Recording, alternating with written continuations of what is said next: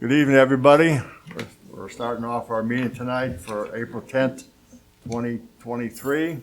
We'll first stand and do the Pledge of Allegiance and the prayer by Miss Brittany McGuire first.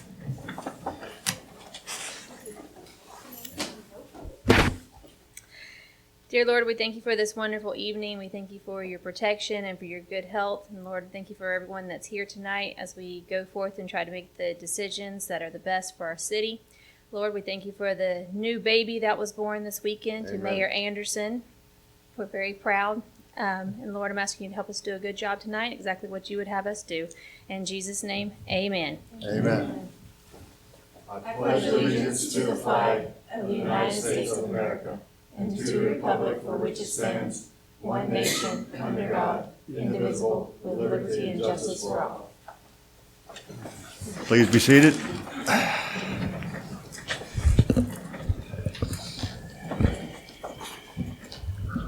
First on the agenda, we have a proclamation for the... I have to do the roll call first, if that's okay. Oh, would you mind? Not Please do enough. that.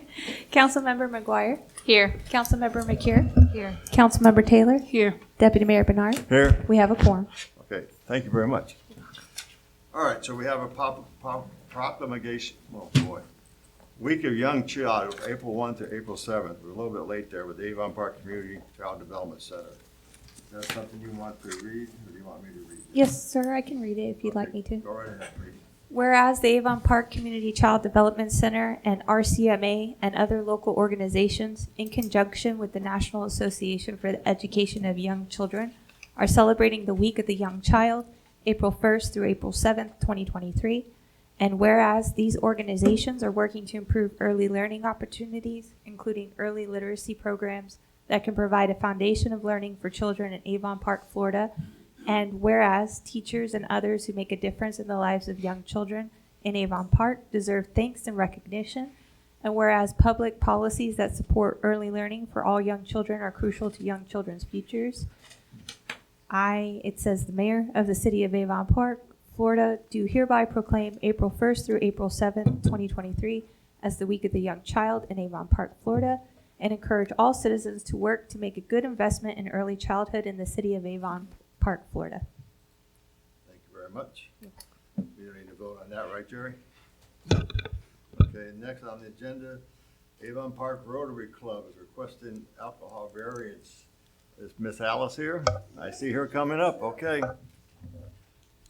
Alice Oldham, 1750 West Orangewood Lane. I'm here representing the Avon Park Rotary Club. And we are requesting a variance on our application to include the sale of alcohol in bottle form at the Blueberry Festival at Donaldson Park. Okay, we already approved the Blueberry Festival and all this stuff that needed to be done. This is just an add-on, correct? Correct. Correct. Is there anybody want to speak on that besides Alice, or anybody want to? I have some question for Miss Alice. All right, go right Miss ahead. Alice, how long have the Blueberry Festival been held? This in Avon is the Park? 12th actual festival, the 13th year. Because pandemic, we had to cancel it 6 weeks out, so we didn't have an actual festival that year.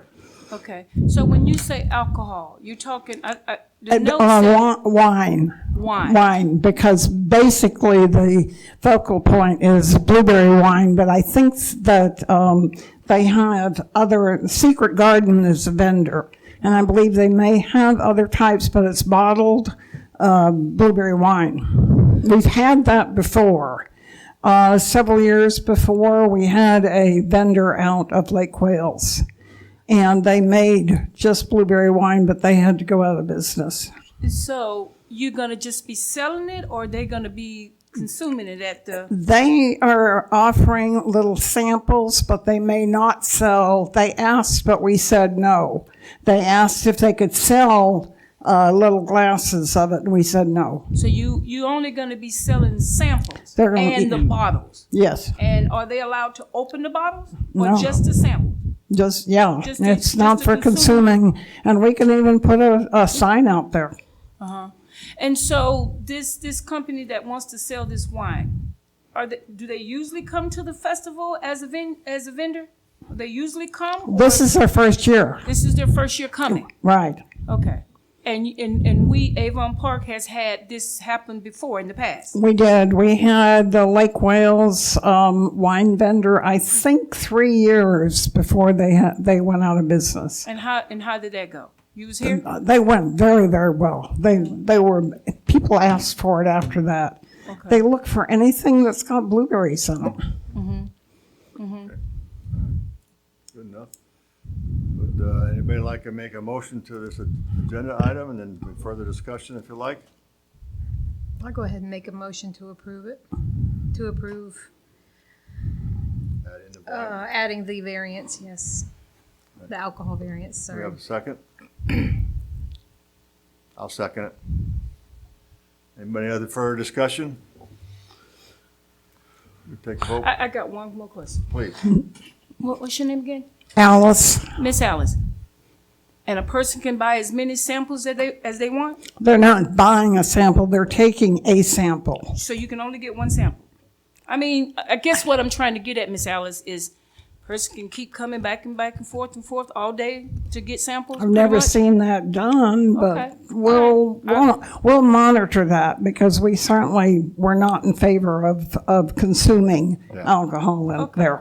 Okay. Yeah, I believe you. I believe you'll be on top of everything. No.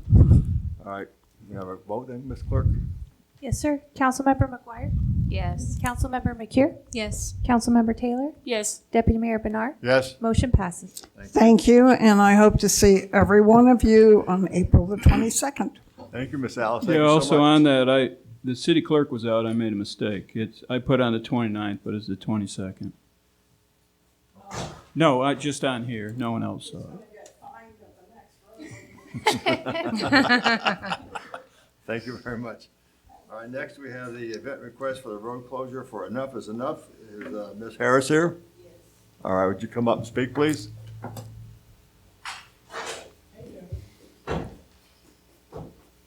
Hi, my name is Angelina Harris, Good and evening. you have to Your tell me good- what. Your address, please. Oh, my address is 900 South Palmer Avenue in Avon Park. Okay. Okay, so you're just requesting for the road closure and not Yes. asking for anything else? No alcohol signs, nothing No. like that, right? No, it's just to stop the violence rally.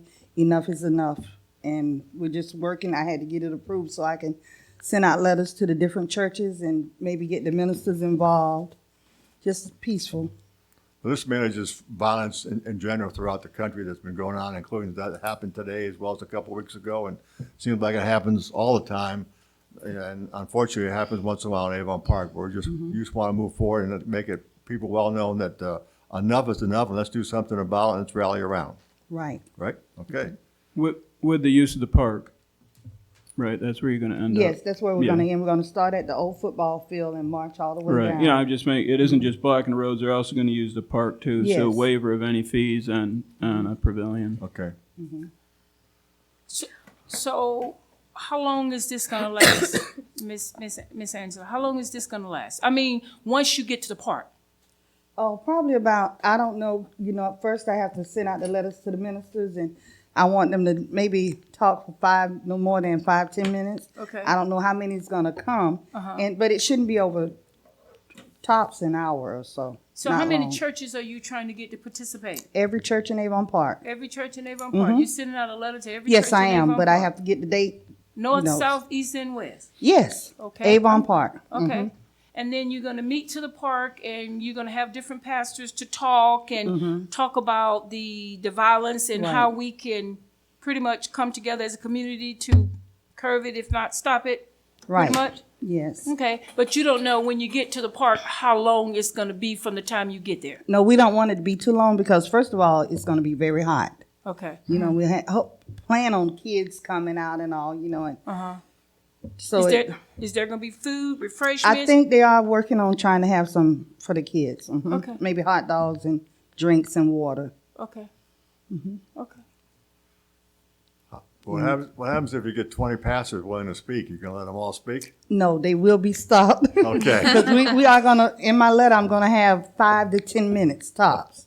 Yes. And maybe just leave it to 5 or 6 You're not Yeah. gonna- Well, not everybody, I no. got you. All right. Well, all right, sounds good. Does anybody wanna? I got a couple more questions. So when we come in from the old softball field to, is it called Mike White Park? That's the one?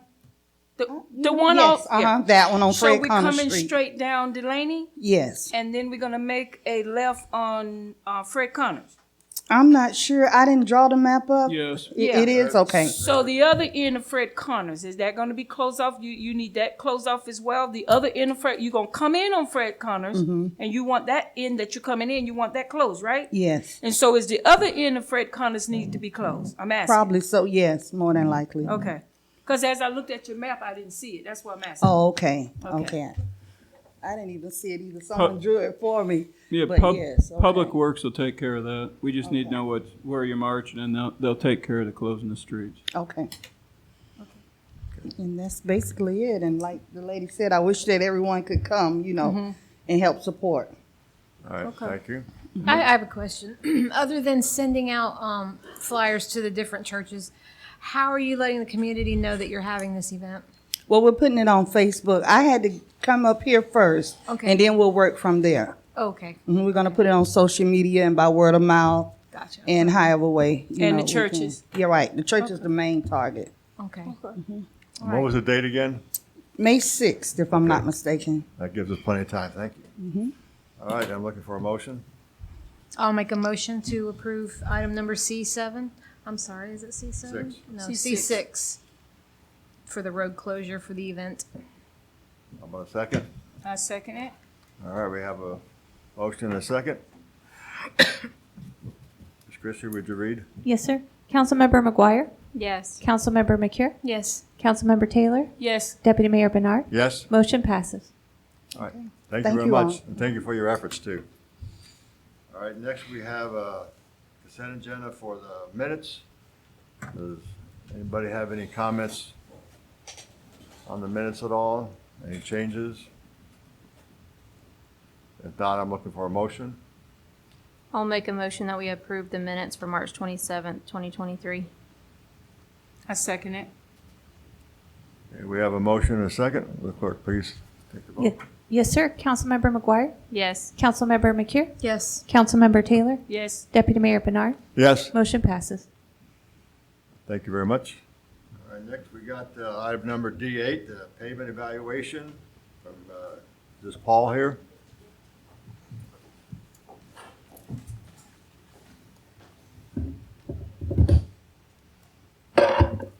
Name and address, please. Paul Wright, 17760 Montverde, Florida. So today I present to the City Council a project that you had contracted Kimley Horn, so that's who I represent today, to do a pavement assessment of all the roadways in Avon Park.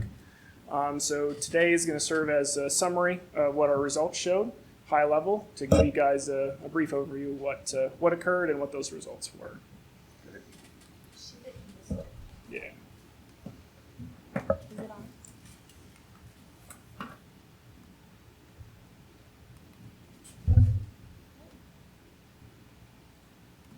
There we go. Thank you.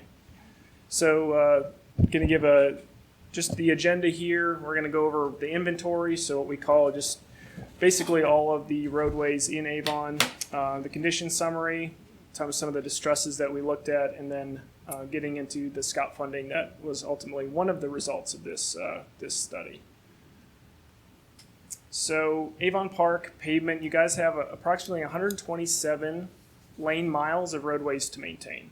So that's a fair bit for a municipality. So what we had done is we took all those roads and we had defined them to sections. So the methodology that we have basically groups and dissects each, say, road or a street, and to intersection by intersection, that's going to represent one section. So basically intersect to intersection, a section, or if it had any work performed that was different, say split halfway through, something like that. So we had defined 770 different roadway segments within your town. That equated to almost 7 million square feet of pavement.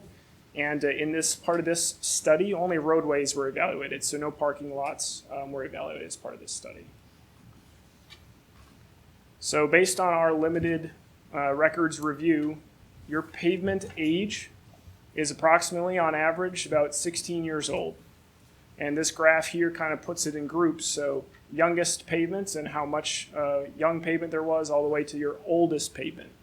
Now this is based on limited aerial imagery review because we had limited record drawings available. But what we can digest from this is your pavements are getting older, but that's why we do the condition to figure out age doesn't always equal bad. But it's a good indicator, at least a leading indicator, of how much work has been performed in the past and maybe how much work we are going to have to do in the future, because usually a typical design life for what our pavement engineers design for is about 20 years. We expect a pavement to get through about 20 years. Now, do we see more life extension? Do pavements last longer than 20 years? Generally, most of the time, and especially in a locality such as this. But it's just going to be a good indication that your pavements are getting older. You'll hear me reference this as we move along. So what did we actually do with the study? So after we inventoried all the roads, then it was up to us to go out and perform a pavement inspection. So our pavement inspection was going to be resulting in a pavement condition index, so a PCI. So that PCI number is a number from 0, representing failed pavement, all the way to good or brand new pavement at 100. So this scale allows us to rate or have the ability to make decisions on the roadways based on that PCI number. So in this instance, we used the ASTM D6433. The newest standard is the 20, and it was updated in 2020. Standard practice of roads and parking lot pavement condition index surveys. So really what that involved us is boots on the ground pavement inspection. What we can use the PCI for, these general bands of PCI, so from the top being routine maintenance and more maintenance activities, all the way down, once we get down to that 0 or approaching 0, really below 50, we need to start doing more major things. So maybe a mill and overlay, maybe a reconstruction towards the bottom, more costly endeavors.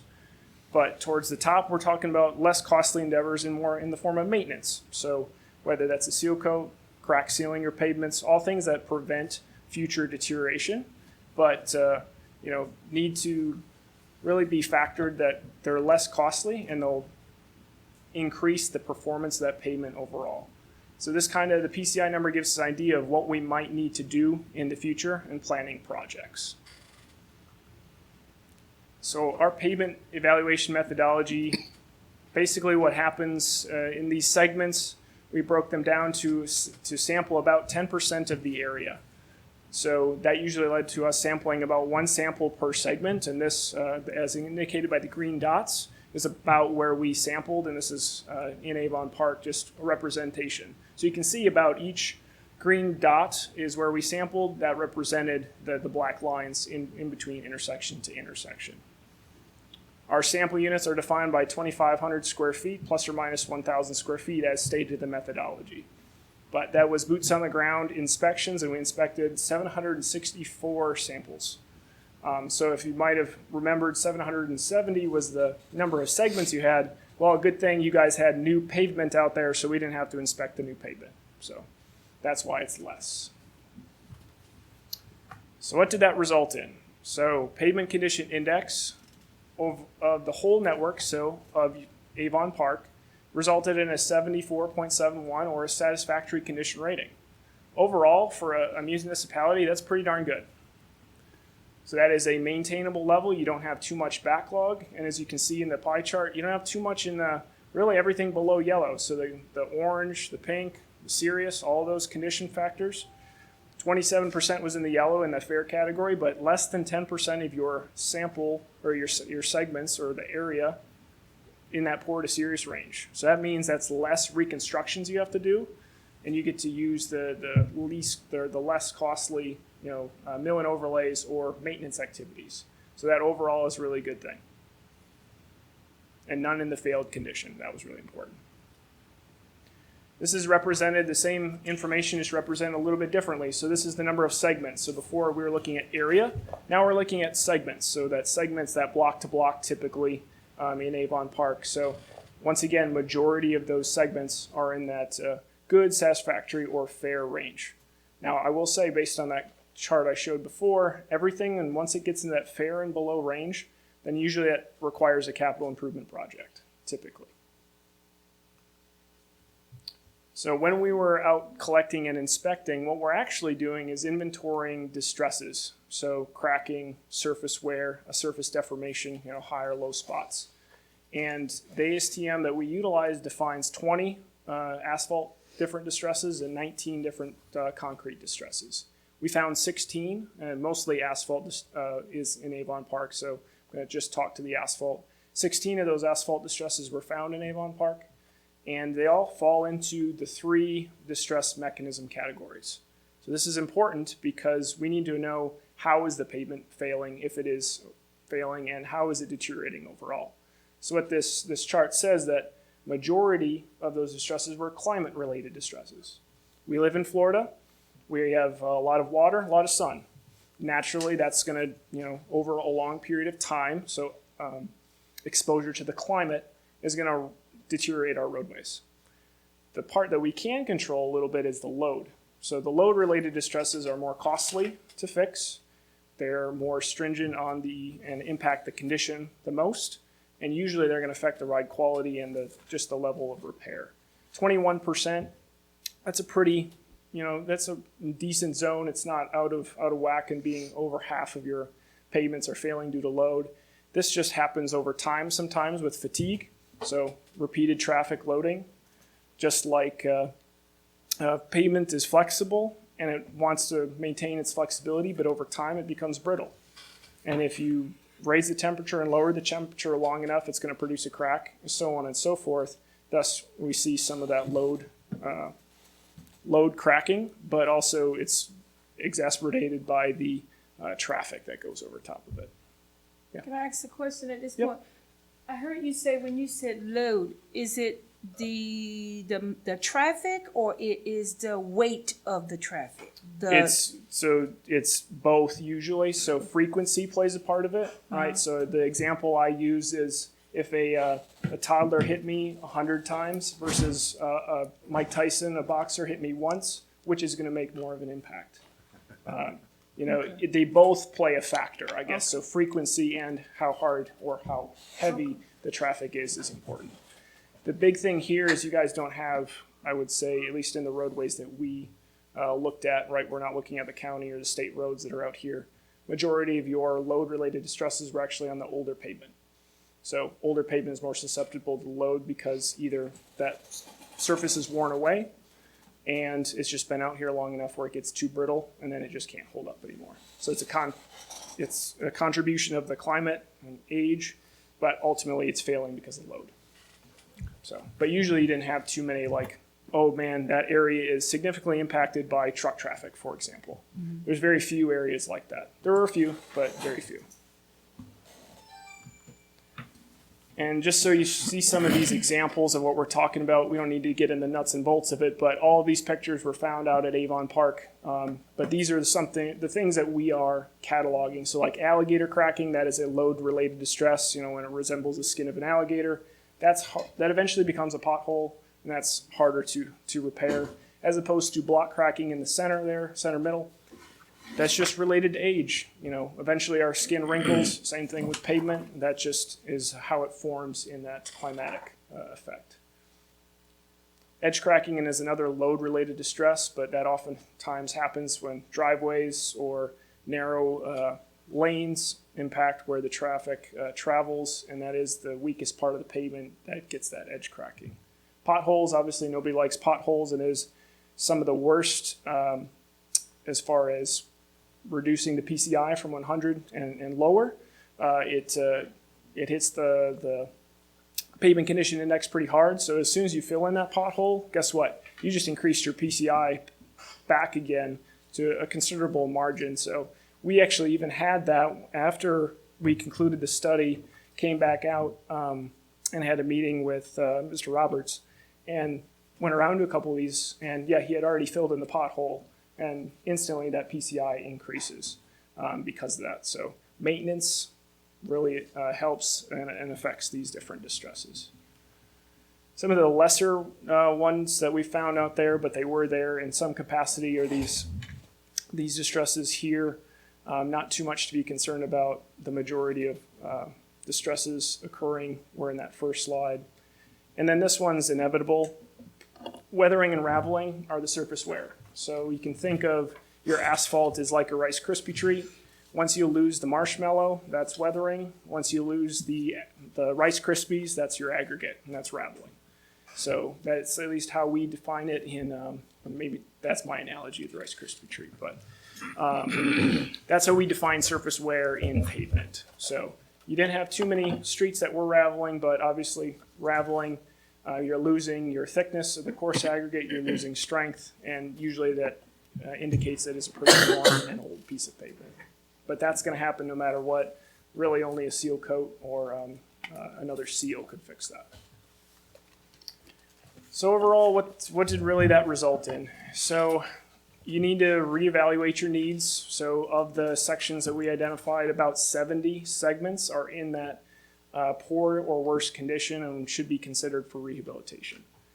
Now that does mean you have an opportunity, because that means the other 700 segments really probably just could use some maintenance. So this is not just reactive maintenance, this is probably preventative maintenance. So whether it's seal coating, being more intentional with which patches you're putting down instead of just filling the pothole, actually cutting it out, and then surface seals and things of that nature to help assist that pavement and get maybe in a satisfactory condition, even though it's a 20-year-old pavement. That can happen by maintenance.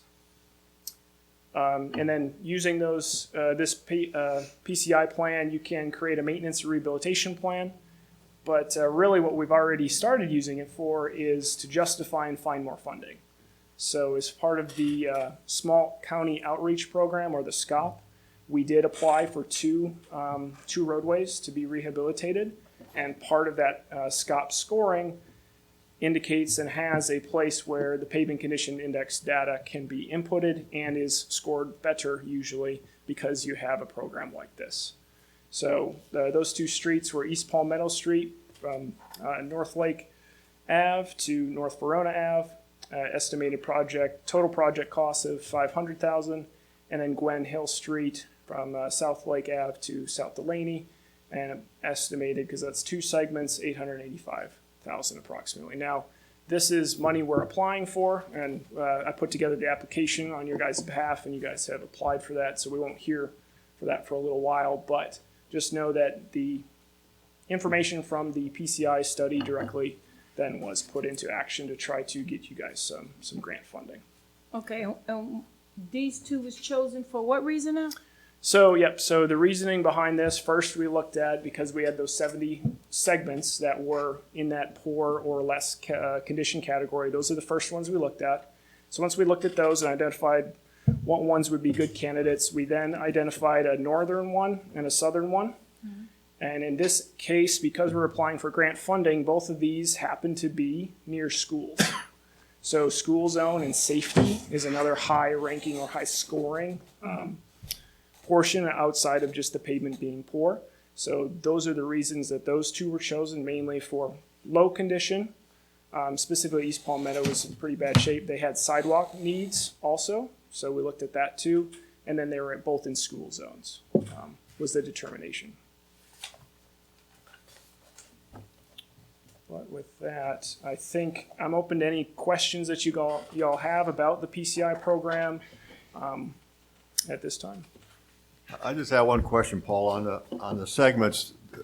How long is a segment? I mean, is it like a quarter mile, or it just depends on from street to street? It usually depends street to street, but generally, I think it's about a quarter mile, but it's whatever your block was defined at. Okay. So intersection. Well, even though I think you said we had about 70 that are probably the poor to very poor segments, and these two here, I mean, they're over $500,000, so we definitely need to get somebody in action to get some grant money to do those 70 segments. Would you like to speak on that, City Manager? Sure. Paul? there's only so many grants you can put in for, and these two that what's the one we got, 600 and something thousand? That we have one in for next year, or 23, 24 for Anoka. Right, over 600,000. And then- this is, Sorry. and these two we put in for is 1.3 or 4 or whatever, so we're putting in, there's only so much money. We're not guaranteed to get either one of these. We're hoping to at least get one, but maybe two. But what this does, this plan, when I got here, here's how we did roads. What road do you want done? I don't know. I went in front of council. Well, I think this road. I think that road. Well, now we've got someone who's come out here, and actually on David Roberts' behalf, 2 of the roads that they picked out, we had already done. So David said, see, Mark, I know what I'm doing, which he did. So that for us sitting over here, that's the main thing. 2 main things. One, it's experts telling us what roads not to be not done somebody because it's down the street for them or their uncle wants it done. I mean, that's how things work in life, right? And second is these 2, Kimley Horn had told me a year ago or so when we started looking at this, that this has really helped, especially Wauchula. I think you guys did one over, and they got several grants based on, because they took money too, because we paid Kimley Horn to do this study. And so when FDOT looks at it, they're saying, hey, you know, they're just not picking them because Uncle Joe lives down that street or the who's who lives down that street. So that's one of the good things. And then in these 2 cases, then we paid Kimley Horn to put in for both of these, $3,000 or $4,000, whatever it was, which was great money spent because they had all the information to put in and they know the verbiage to put in. So, yeah, we will continue looking for it, but to get all these 70 sections done is, you know, that's not going to happen. It's going to be 1 or 2 a year. We're hoping for, when we see the list comes out, some cities get 2 or 3, some get 1, some get none. We were lucky to get the $600 and something thousand, and I jumped in on you. You were going to. Yeah, so there's a small one, Fred Connor Road, for 70,000. So Mark, this is the first time Kimberly Horn has done this for the city?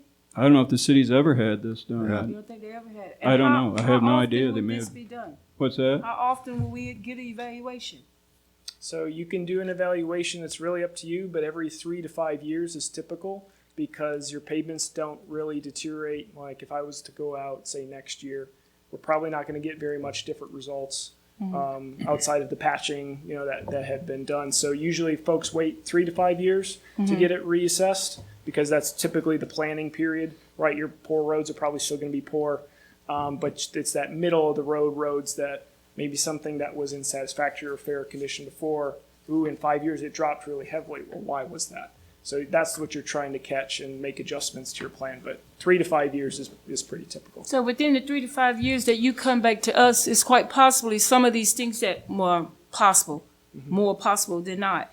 That some of these roads that you already have on this list, we'll probably have fixed by the time you come back in 3 to 5 years. Yep. So when you come back, it'll probably be total different roads that's showing serious and poor, but it would be a continuously thing. And Correct. how often do we can we apply for these types of grants? Every year. Every year. Yep. You just But have to it's- have it's- the information. It's right? up to us it's up to them whether we get approved or not, but we can Correct. apply every year.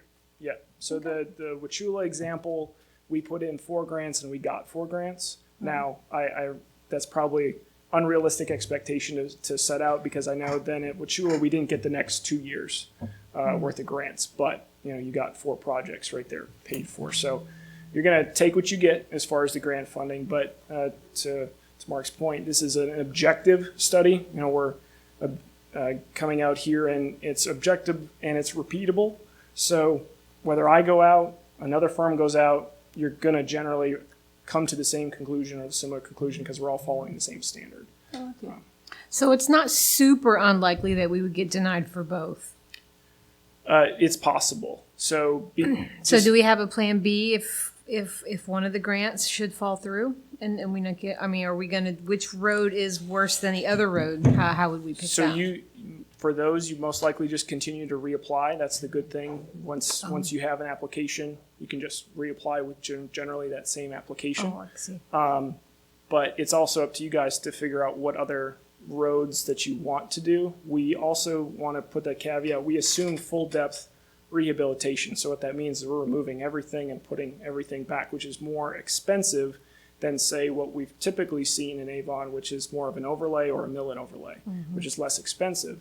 We didn't know, we haven't performed any geotechnical investigation, so I don't know how thick the pavement is, or I don't know how thick the base is. With that information, we can potentially reduce that $800,000 or $500,000 to maybe it's not quite half, but it could be a substantial savings, maybe $300,000, et cetera, if we know that what's existing there is sufficient for what we need to do. But it was assumed, let's just get the most money that we could get for the worst possible scenario. And to piggy off on Council McCure here, if one of the grants fail, of course, it's going to fall on the city, and your recommendation would be we will follow this evaluation according to our poorest up to our most satisfactory. So you don't always have Although it's the council responsibility, but what's so you don't always have to do a worst first scenario. So usually what I mean by worst first is your worst road is going to cost you generally the most money. So in strategies I've seen used at other towns and municipalities is you'll take maybe two of the not so worst roads, so maybe something that's in that poor condition or even in the fair condition that you want to improve.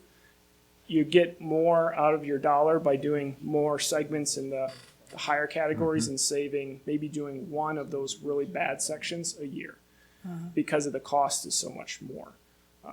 But there's several strategies that you can employ, but ultimately everything's due to money and funding. So if you set a budget, there's projects you can pick out and do, and based on that strategy, and maybe not worst first. That way you can maybe put some money into maintenance or more money into maintenance so that not all of your roads are going to get to that serious condition. You can keep them at fair for maybe 10 years. That's a perfect use of your money is by putting more into maintenance so that you don't ever have to get to that serious condition. So all of these preventative measures, that's something that we can take care of as a city that wouldn't require a grant, or is it still Well, going the to be? potholes and that, plus if you don't remember, we have $500,000 every year in the next 5-year CIP from infrastructure fund that we use to take care of some of the roads. It's just these are bigger ones here. And I mean, the grants are grants. This is the same as anything. We put in a grant. Doesn't mean you're going to get it. Right. Doesn't mean the state's going to have the money or the feds are going to send money for the next 2 or 3 years down. So in this case, we're hoping to at least get one. But we do have the $500,000 every year that we do use to do overlays on the road. All right, well, I think the best thing of this project, Paul, thank you very much, first of all, is it gives us an independent opinion for the city to go ahead and work out the best plan to do the most work with the most money that we have available. And it sort of takes that out of our hands to try to decide, like you said, I'm sure we all would have a favorite road that we would like to do, but then it gets to like who gets first choice, who gets last choice. This way, you've done all the work for us and a fantastic job. Congratulations for that. And probably in 5 years or so, we'll welcome you back and give it another shot. But if it gives all the independent information for the city manager and the public works division to go ahead and make their own plan and basically do it independently from the council also. So I think this is great. I appreciate it, and I think we can move forward from there. Anybody else have any other opinions? Objections? I just have a question. It's just for my own curiosity. Did you run into more of these, the alligator block cracking? Were there more of one of these than there weren't? I mean, like, which one did you encounter the most? Yeah, so I think you actually might have passed by it. I kept it hidden in my slide deck, but I think it did get printed. So that distress frequency bar chart that you might have gone over. Okay. So weathering and longitudinal transverse cracking are always the most viewed and most seen. Okay. As a result of being open and out there as a pavement that's put down, it is going to weather, and eventually it's going to, due to temperature cycling, it's going to crack. And longitudinal and transverse cracking is the first instance of that. The longer the exposure, the more likely then block cracking is going to occur. So you see that's the fourth most frequent. Oh, okay. Edge cracking was probably seen, it says it's the third most, and it was seen fairly often. Now, edge cracking, because y'all don't have a whole lot of curb or gutter, that leaves a free edge oftentimes. So when your pavements just butt up right against dirt or not even a gravel shoulder or no shoulder, and vehicle traffic, whether it's moving over a driveway, meandering off the road just a little bit, or just that's naturally where it's going to be, that is the weakest or one of the weakest points of your pavement. So edge cracking was the most of the worst, if I want to put it that way, Gotcha. your load-related distresses. Yep. I have one more question too. I noticed here it shows that we have only 3 segments that are considered under serious. Were the 2 Yep. that under the scope, were those 2 of No. the 3? So one of them actually, no, neither of the serious roads were considered for scope or SCOP because Okay. either their size, they were just really small, isolated, localized areas. I think one of them was a dead end. The other one, one of the other ones I think was Railroad Road, or it had Railroad in the name. It had just really, really large pothole edge cracks. The rest of the road is very much fine. But because I have to call a high severity pothole and how big they were on the edge of the road, it just dropped it to serious. So with an appropriate patch, that serious road can then quickly jump to a fair or a satisfactory road. That wasn't mostly the case. I just know that instance of the serious road. These were selected, the SCOP ones, like I said, they were the worst that covered the most area, but also were in giving us a better score because of the school zone and other improvements that we had to make to the road. Have you given a similar thing like this to our Public Works Department so that they're aware of what to look at and what to look for and what Correct. direction to give Yep. them? So the draft and final reports have been delivered, and I also sat down and gave a similar presentation to David Roberts, and he was like Mark had mentioned, he was on top of it even before. So just an example of how he understands your roads and your roadways and when to do what. We had done and performed our survey in August, and by the time I gave him the report, you guys had already done. We looked at the top of the list and just, nope, we did that one, we did that one, we did that one, we did that. All these serious and very poor roads were just done already. So we had got to make the update and get those in our records and then report. I think it improved your network condition PCI by over a point, which is huge, just by doing what you were already doing. Well, thanks. I really appreciate your time. I think this really is going to help us out quite a bit and take it away from the city council. We'll leave it up to the city manager and public works. They're the experts here, so thank you again for your time. Anybody else have a question or discussion? No? Were you surprised at what you saw? The overall, were you surprised compared to other cities? I was surprised how good it was. So oftentimes when I'm looking at a city that is not neglected, but just doesn't keep up with their roadway maintenance and stuff, you usually can see and you can tell. Now, don't get me wrong, you have some aged and worn pavement that needs some attention. But overall, once you crunch the numbers, you're like, oh yeah, there's some bad stuff out there like there is everywhere. But like I said, that 74 satisfactory condition level, oftentimes if you're in the fair, I'm like, ooh, you're never going to financially recover from this because you can never catch up unless you have a major influx of dollars. You guys, on the other hand, as much as it doesn't sound like, ooh, at $500,000 a segment, that doesn't sound appealing, but it's actually more manageable than a lot of different places that are further behind in the hole. So you'll be able to maintain using the tools like this and just really good judgment from what your staff is already doing. You guys are in a good spot. Great. That's good news. Okay. Anything else? Thank you. Thank you so much. All right, let's move on to agreement between FDOT and the City of Avon Park. I see Mark's name on there. Go ahead, Mark. Okay. We got a subordination of city utility interest. I'll let Jerry cover that on the legal aspect of what that is, but this is kind of a time sensitive.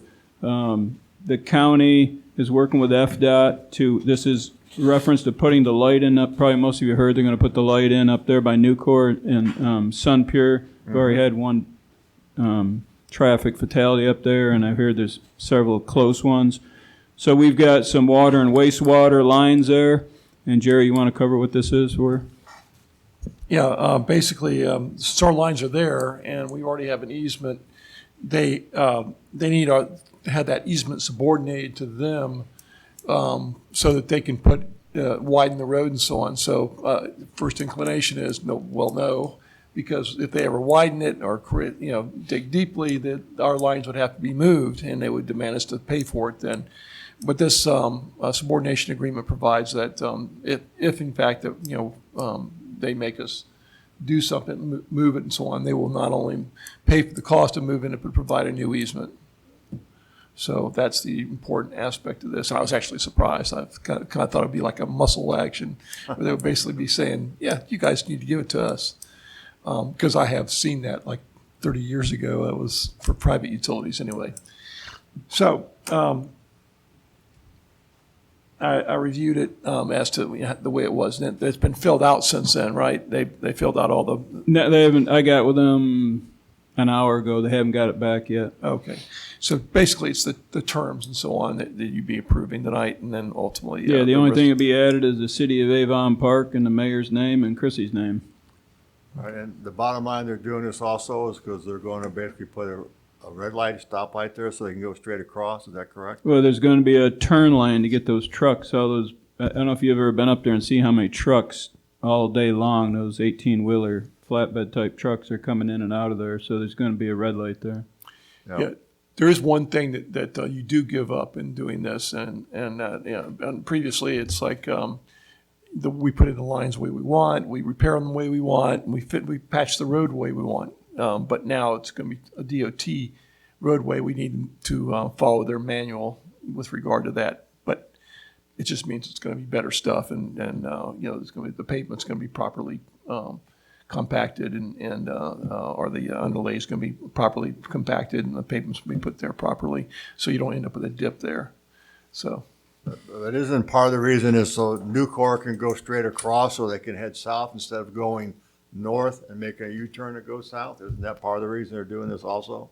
I don't know. Well, yeah, just getting the trucks on the turn lane to turn off there. No, I've read an article that that was the original plan. And then the light, yes, when they're coming out and turning left. Well, because if they have a stoplight there, then they can come and open it to go across from north to south and then go south, and that's basically going to stop traffic for us going north and the people coming south so they can get their trucks across. And if they do like some companies, they could do 10 or 20 at a time. So that's going to interrupt traffic for us. And unfortunately, it's not going to really, Nucor doesn't really, isn't a big interest for Avon Park other than water and sewage. So this is pretty much something that, in your opinion, you think we must have to do? For safety and people losing their lives, yes. Okay, well, I believe safety first, so.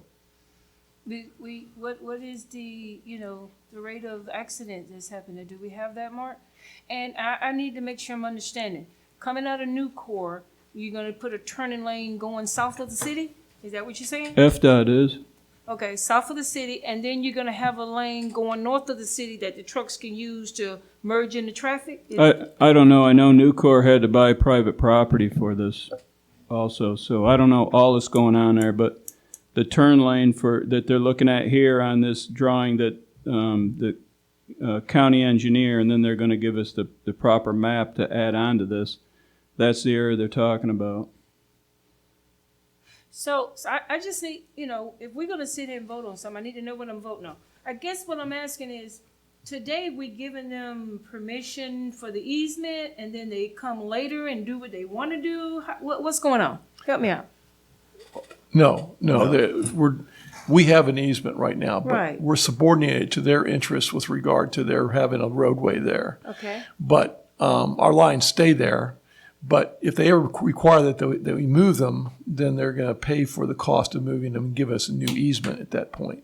Okay. Okay, but the only thing we give up right now is that we have to follow their requirements for DOT pavement with regard if we do repairs out there, or we have to dig up the road or something like that. We have to follow their requirements and get a permit. But if they refuse to give it to us, then we have the right to move our lines at their cost. So basically, it doesn't really have anything to do with as to if we want the stoplight or not. It's Right. going in. Yeah. It's the paperwork to get the easement subordinated. So they Right. get a right turn lane to make it easier to get off of 27 to get into their property through Sun Pier. But eventually they're gonna have it so they can have a stoplight to go straight across. That's what I heard. So, like you said, if the main reason they're gonna do this is for their safety and for the safety of everybody else on the road, I mean, that's always my number one yes, so. Mine as well.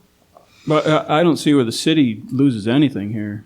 Oh, well, the only thing is that we end up eventually, they're gonna put another red light for us, which is main is every time we wanna go north, we got another light they have to stop. Well, that's coming with growth. Yeah, Unless you don't catch the light. You just go or on somebody who through. drives real fast. If them big trucks are pulling out there, I'm sure we'll be Yeah, glad there's a light there. It's sort of like the merge line, the road you get when you come off the truck road to 17 to go on to 27. There's a pretty long merge to get over to the 3 lanes. Well, this will be a merge lane for them to get off to get into Nucor. So I see the reasoning for that. It's just the future, I don't see anything for us. But other than that, I think it's something we have to agree to, in my opinion. And so anybody else have to make I'm looking for a motion and then maybe make further discussion after that. I'll make a motion that we approve D9 agreement between FDOT and the City of Avon Park, subordination of city utility interests. Need a second, please? I'll second that. All right, we have a motion and second. Is there any other discussion? Okay, Chrissy, take a vote, please. Councilmember McGuire? Yes. Councilmember McCure? Yes. Councilmember Taylor? Yes. Deputy Mayor Bernard? Yes, Motion passes. thank you. All right, we have staff administrator updates. None? Staff, you got anything? Renaissance planning schedule will be in front of you at a regular council meeting on May 8th. Which meeting is that for? Your regular May 8th Oh, the council meeting. Renaissance are the ones that was over at the Jacaranda. I got you. Yeah. Are we gonna meet over there again? No, you mean, they have to come in front of, council. Okay, I got you. And with them, they got a hold of me today, and they want to meet with me on Tuesday or Wednesday. I sent times I can meet with them. It's probably going to be a Zoom meeting, I'm assuming, to talk about what went on over at the Jack. But meeting with council is something they have to do. And this is our regular city council meeting? Yes. Are we gonna start early that day, or? No, I don't know how long it's going to be, but Okay. I don't think it's going to be that long. They just have to present in front of council. Is All right. it something we're gonna be voting on, Mark, or they just presenting something? I don't know. They have yet, they're still working on getting their presentation sent to us for that meeting. Okay. All right. All right. I guess next we'll go to attorney updates. Jerry? you No, wanna talk? I still got a couple, Oh. unless I'm you want sorry. Jerry jump in. I heard a pause there, but go right ahead. Oh, no. The AIPP process is, I usually write down FAM. FAM has got the two things that they were supposed to provide to the city team. Our outside consultant and attorney are looking at them and tweaking them from what FAM gave them right now, so that's in process now. And then you're going to have a special council meeting for the AIPP application / lease like you did, it'll be 2 months ago. That's going to be Thursday, April 20th, 6 o'clock. Because there's still a few items that council's going to have to make a decision on. Okay. When we get that, we'll get that out in a packet to you. I'm sorry, you said Um, that was at 6 o'clock? Yes. Okay. Last item I have, there's been a certificate of occupancy, a CO, issued to Dan Sauls at the Brickell Building. So Dan Sauls' attorney and Jerry's firm, an attorney there, are working on getting the paperwork done to get that building transferred to Dan.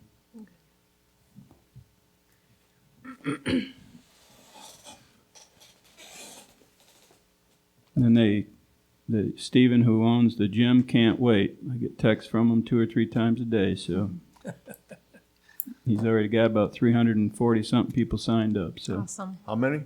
about 340 last Wednesday when he told me. Wow, that's fantastic. Yes, Nice use of the building. Good thing they're open 24 hours. good thing. He's got another 300 that during the spring Palooza he opened up just for people to walk in. Real smart move on his part. About 300 people, he said, popped their head in there and looked at it. So he'll probably get some more. So good things are coming. Great. Now you can go to Jerry if you want, Deputy Mayor. Okay, I got a question for Mark. go right ahead. Mark. I was did you trying to get say moved. About the Brickell building, have they came to decisions yet, or have they came to a point where they know, what's gonna be in there other than the gym? Have they? Right now, all I know is the gym. They're looking to get a coffee shop in there. I don't know if they found somebody to open one up or not.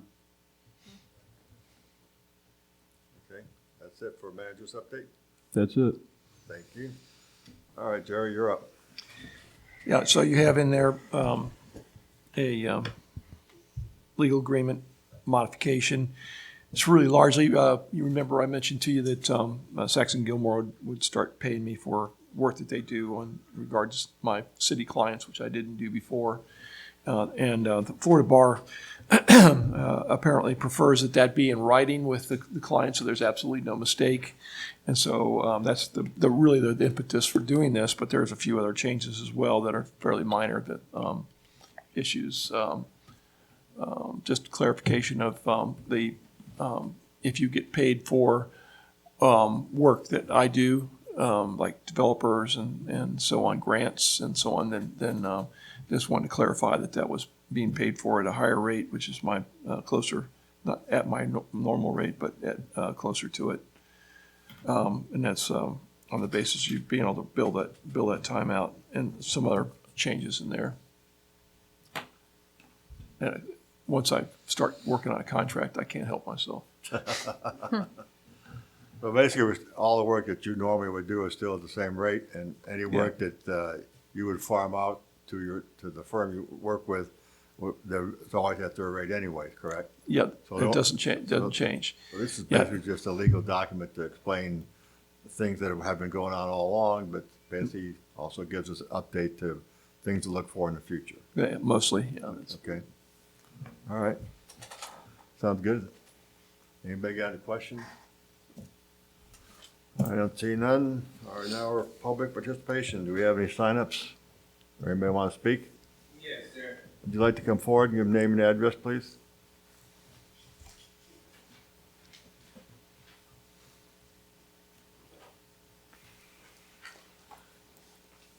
This face looks familiar. Yes, sir. Name's Arnold Wilson, 1412 South Carolina Avenue, here in Avon Park. Thank you guys for having me on such an interesting notice. Last year, we, as Beachfront Community Outreach, BCO Inc., we attempted to have a Juneteenth event, but of course we ran into some roadblocks, and I was so infatuated with the heads up about joining with the Boys and Girls Club, and so we did, and we're going to get with Miss Florine and provide lunch and awards for her youth basketball tournament on Juneteenth. Now, what we have here in Avon Park, we have a very, very good situation when it comes to All Lives Matter. All Lives Matter here in Avon Park. When blacks and other communities were doing all the damage and really, really separating from each other, we never even had an entertainment of that concept here in our community. And I consider that a very, very great thing. Now, the second thing that we're very excited about honoring is our first responders. Our first responders in this community, I'm not aware of any victory of some sort or any indication of our exuberance for the well job that they did. So we'd like to also consider them in our victory march on Juneteenth.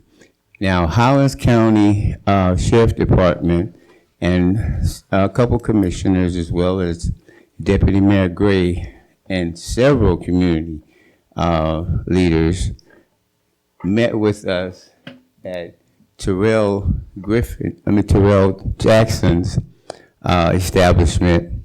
We had a roundtable discussion, and in that roundtable discussions, several ideas came out in reference to our gun violence. BCO Inc.